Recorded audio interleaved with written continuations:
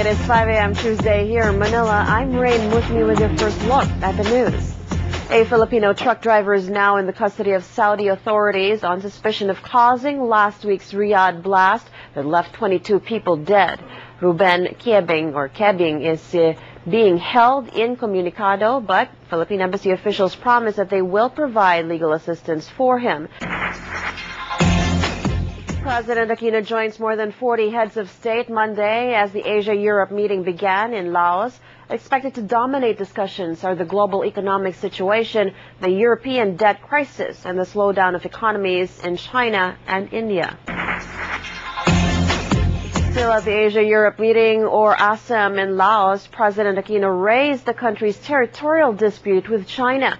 It remains to be seen whether it will again be excluded from the post-summit communique, as ASEAN did in July.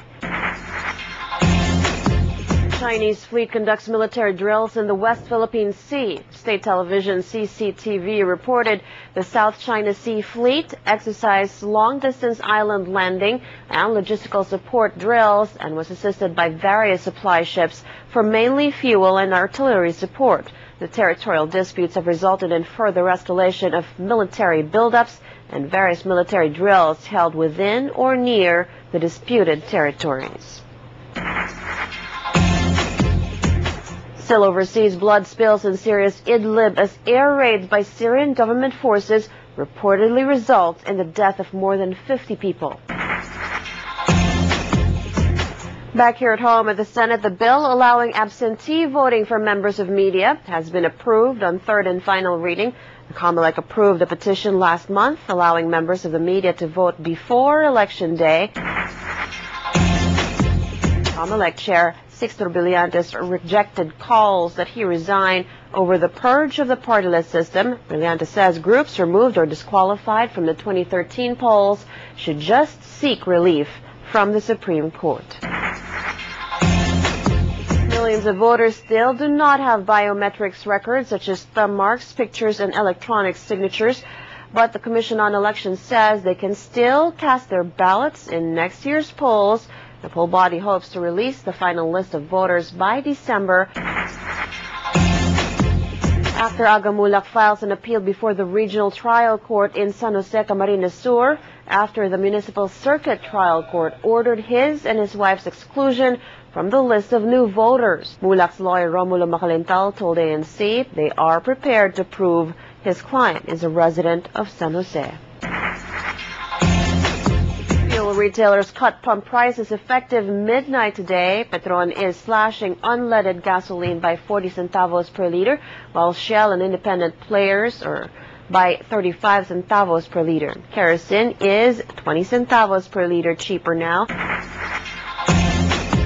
A Commission on Audit report finds the Social Security system to be collecting more than they should from salary loans granted to SSS members.